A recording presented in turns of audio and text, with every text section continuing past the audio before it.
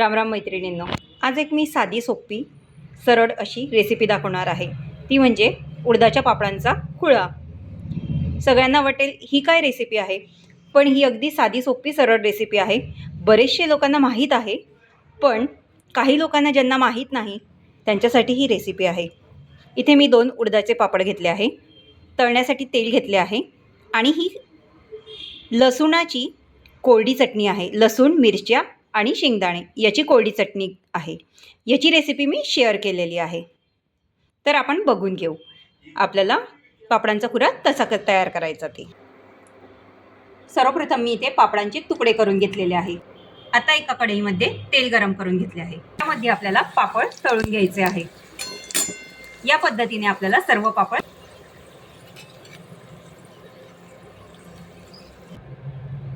इथे मी सर्व पापड तळून घेतलेले आहे।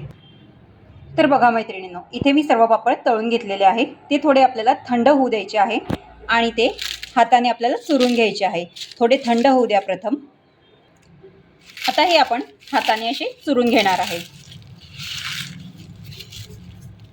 यामध्ये आपण जी कोरडी चटणी तयार केलेली आहे ती घालणार आहे।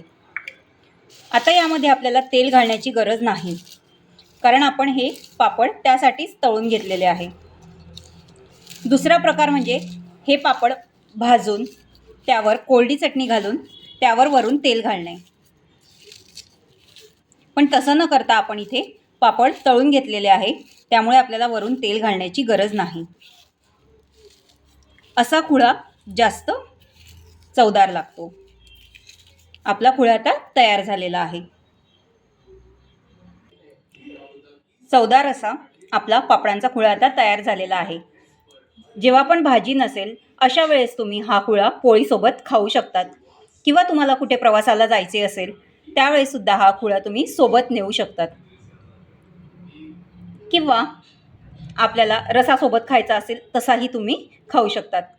तर आजची साधी सरळ आणि सोपी उडदाच्या पापडांच्या खुळ्याची रेसिपी तुम्हाला कशी वाटली कमेंट करून मला नक्की सांगा, आणि आमच्या स्वाद घरच्या या वेबसाईटला नक्की व्हिजिट करा। धन्यवाद मैत्रिणींनो।